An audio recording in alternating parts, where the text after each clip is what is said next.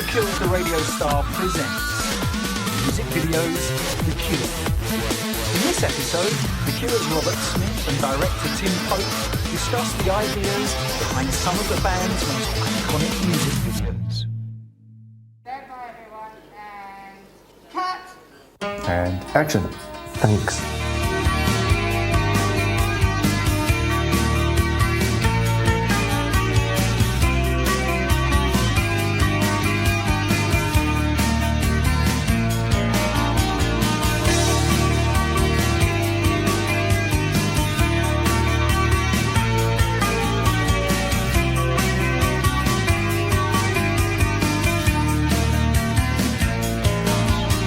My relationship with The Cure started when I think Robert Smith, the singer of The Cure, had seen a couple of videos I'd done for Soft Cell and these bands. I was always trying to make a little bit of trouble with my videos, I think. So I think Robert was kind of attracted to that idea of me.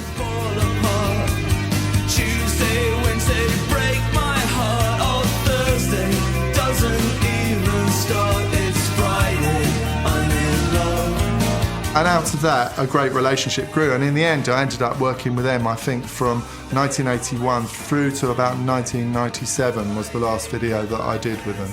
Tim became like part of this sort of inner circle, and just really we let him run with it. Whenever he had an idea, we'd just say, yeah, all right, we'll do it. Thursday, never looking back. It's Friday, I'm in love. It was kind of like an alternate world that we were creating with Tim. And it served us really well because it did keep people guessing all the time, like what are they really like.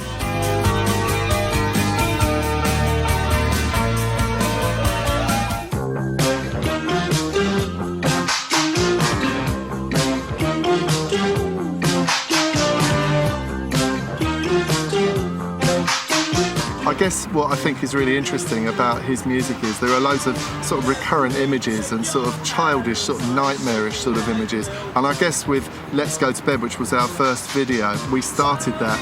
Turning blue all over the windows and the floors.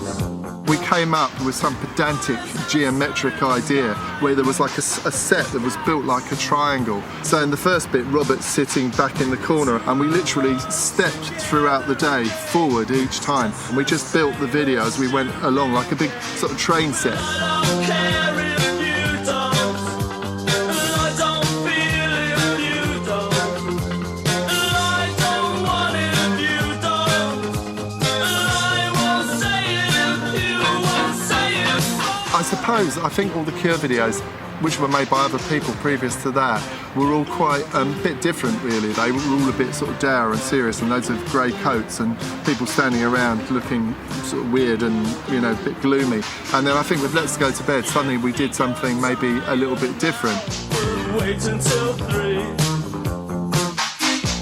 Laughing at the Christmas lights. Remember from December. All of this, then back again. Another girl, another name. Stay alive. In a lot of these early videos, Tim and I used to just communicate in kind of random phrases, and I would say, what about this and what about that? And he would say, yeah, that sounds good. What about blue eggs? There was really no rhyme or reason. I think we were kind of trying to just create this Cure world, and so the videos gradually actually get stranger and stranger as over the kind of the coming 5 or 6 years.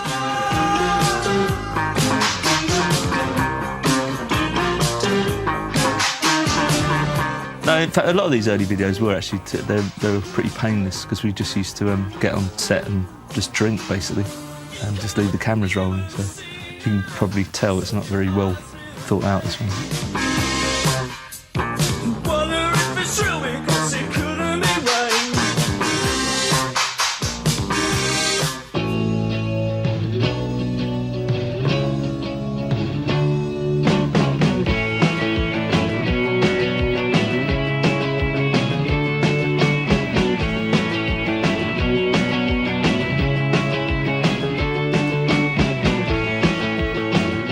Boys Don't Cry, what we did was we cast these young kids to play the band.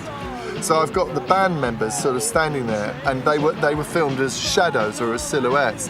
And then these kids that we cast for the video had to go off and actually learn not only the song, not only the guitar moves, not only the drums and everything, plus the movements of the people behind.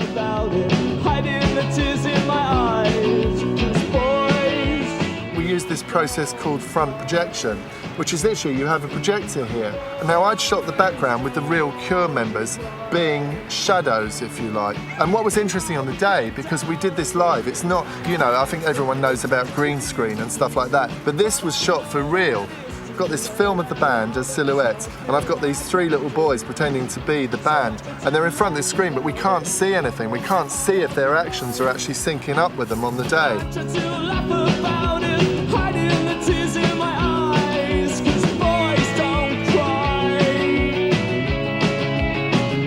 So I get the film back, and you've got the boys and the band silhouetted behind them, and it's absolutely incredible because whatever, the boys are like aping, they'd learned all the movements. Not only had they learned to play the drums, the guitars and everything, but they'd got all the mannerisms of Robert. But the kids were really good. They were much more professional than us. It was actually quite weird watching it for the first time. When we went to see the first edit of it, I was like watching him being me and thinking, oh.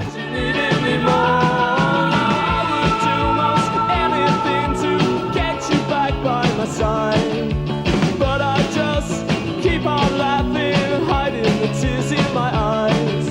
Robert told me a story recently, which is very, very interesting. That he's still, those three boys now, I think, are in their 30s or something, and they still come collectively to various gigs and meet up with Robert, which I think is quite sweet. I didn't know that story until fairly recently.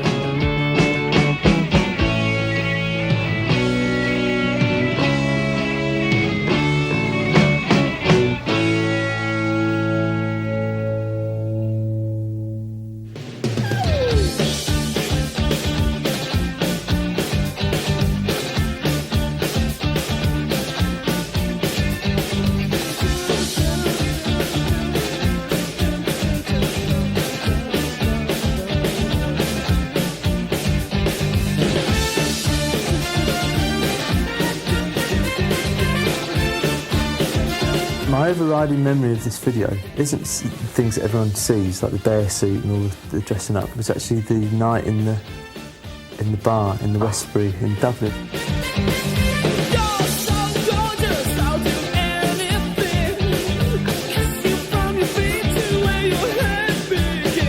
I tell you, there's very few times I've actually peed myself during work.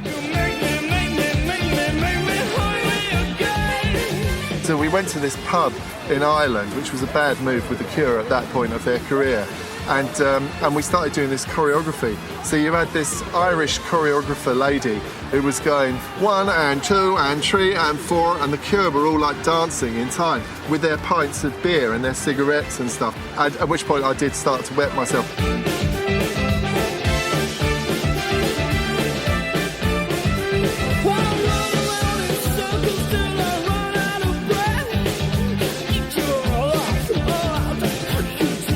It took us about 5 days to teach us about 30 seconds of dance. The next day we'd say, like, what were we doing yesterday? Go like that.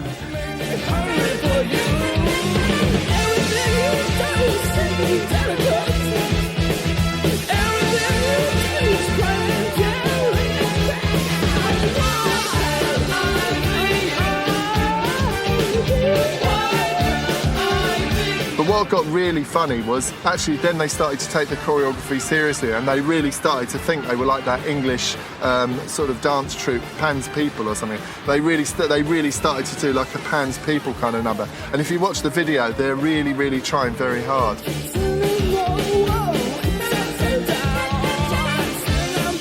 Yeah, this is probably as far out as it got for us, as far away from what I thought the Cure was all about.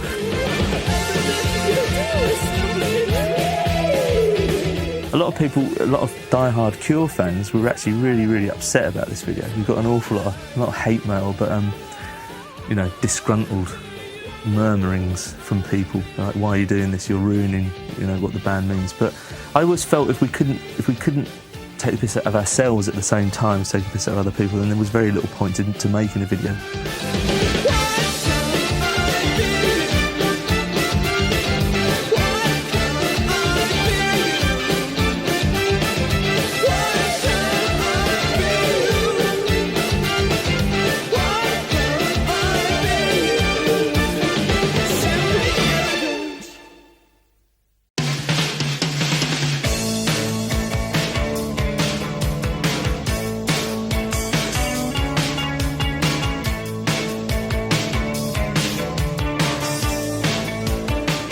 about these videos is that in those days, it's like you'd get a call, you know, on like Friday evening. Oh, can you make a video on Monday? Yeah, sure, why not? I'm not doing anything. So In Between Days was one of those videos.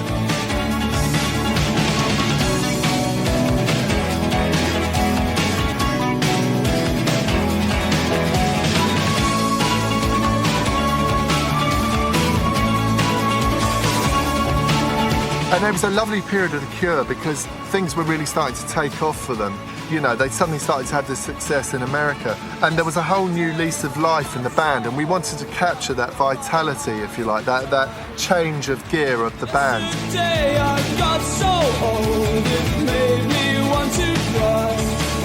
Go on, just walk away. Go on, your choice is made. There's this bit where Robert refers to, you know, go away from me, and there was this sort of sense of that with the song. Away from here, and I know I was wrong. Tim wanted to have this swooping shot, but he only thought about it on the day, and so he rigged up this shopping trolley on a big piece of rope and had everyone in the studio hold on to it and then letting go and then grabbing hold of it at the last minute.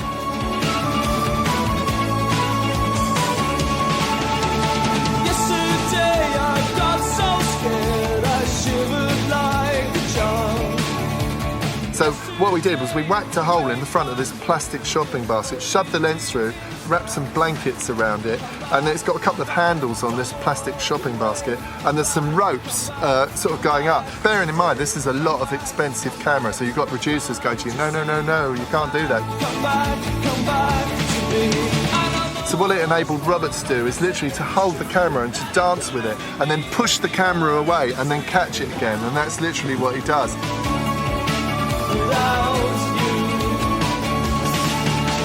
All this stuff, like, you know, it looks like really professionally done. Like, it looks like a Steadicam thing. It was all like attached to me by like elastic bands and gaffer tape. It's ludicrous, really.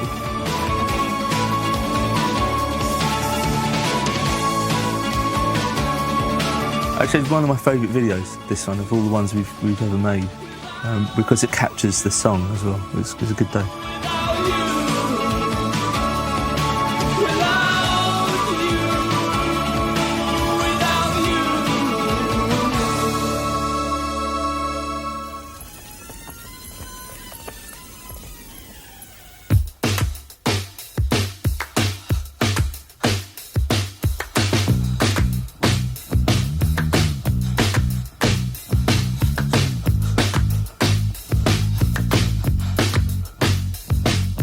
I think this is probably one of our most well-known videos, Close to Me, that people will say, that one in the wardrobe, and this is that one in the wardrobe.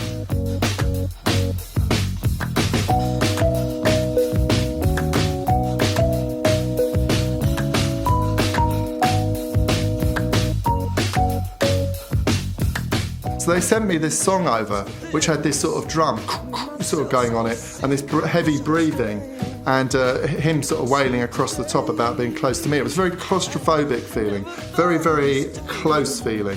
I heard this thing and I phoned him and said, oh, when are you going to send me the whole song over? He said, well, that is the whole song. I said, oh.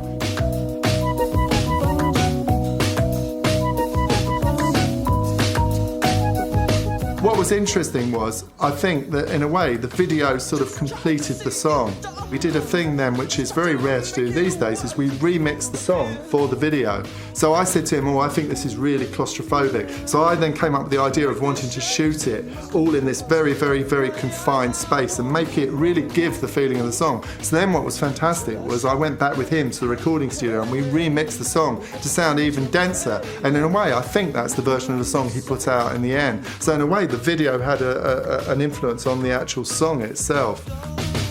I was falling, I was sure. Like my head on the door was a dream. It's strange, the words, if you listen to the words of Close to Me, it's one of the weirdest singles that we've ever done, because the words are actually really quite dismal. And it's only because it's put to this bouncy, kind of like happy-go-lucky backbeat that everyone kind of ignores the words.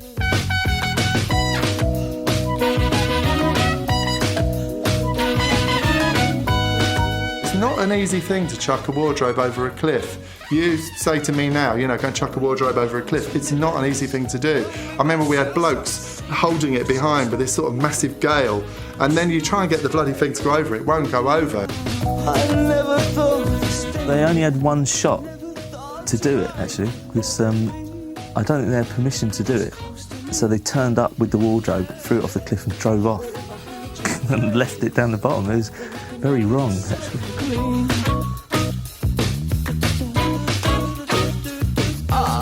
Here we were filming in the most confined space, a wardrobe, and we had the biggest studio in London for some curious reason. We had an aircraft hangar, and I just remember coming back from lunch, and it took me 15 minutes to walk to the wardrobe. You know, the wardrobe was this little dot which slowly grew. We were shoved into a wardrobe in a big tank which was filled up with water from a fire engine, as I remember, which was freezing cold water, and we spent about 6 hours in it.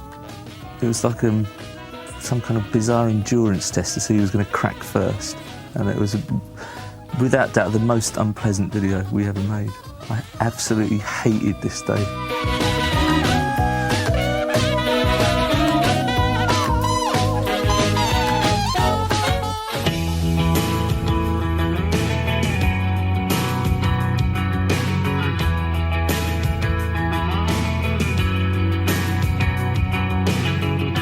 I had the idea of doing a video for Pictures of You, going somewhere where there was snow, Yes. and having palm trees there and the beautiful like golden light.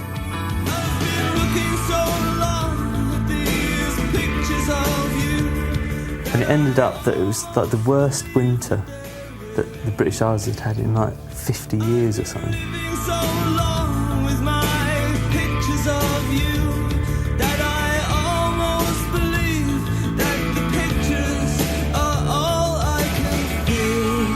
Filming out in the middle of nowhere with these palm trees and everything just going a bit crazy.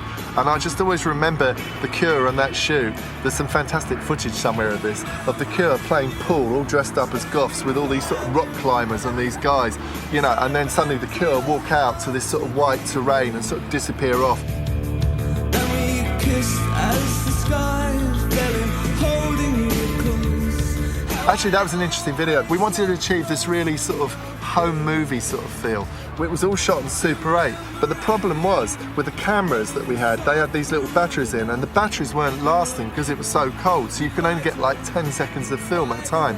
But I had a tray of cameras on where everyone was literally grabbing them and filming them, including myself.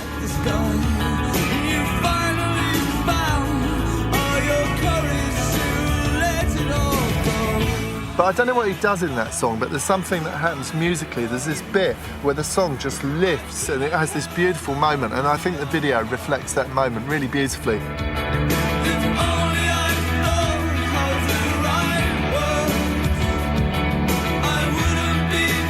I just remember this moment where I'm stepping back with the camera with this home movie feel with snow coming down, the whole madness of it, and I think that really, it's a bit like, again, another film, that film Apocalypse Now, where you go right out, everything's going mad and no one knows and it's just crazy and the whole thing, and that it was trying to capture that sort of spirit with that video.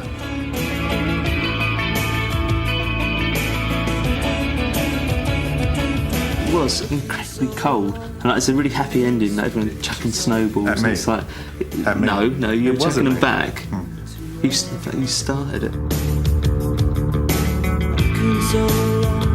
I remember growing up at a time before these silly little films were made, and there was a freedom to walk around in a song and see your own visuals. So I always feel with a lot of videos, here was the song, and here were the visuals, and they sat on top with a lot of videos. The thing that I've always tried to do is to make the two work like that. I always wanted this sense that the two of them were conceived at the same moment. Here's the sound, and here are the visuals.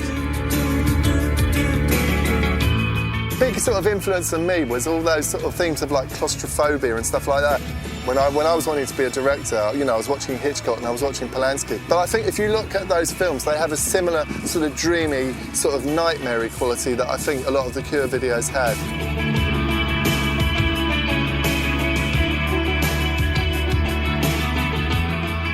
To do really good videos that have got like that live their own life, I think you have to be, maybe not even of a certain age, but you have to be of a certain mindset. Most of the videos that we've done down the years have had that about them. They've got a really nice character, and I'd be very loath to make videos just because that's what bands do. So I think the live performance stuff will probably take its place, because I think what we do on stage is kind of what the band's about now. Playing music is still like, and as it always has been, it's like the heart of what we do.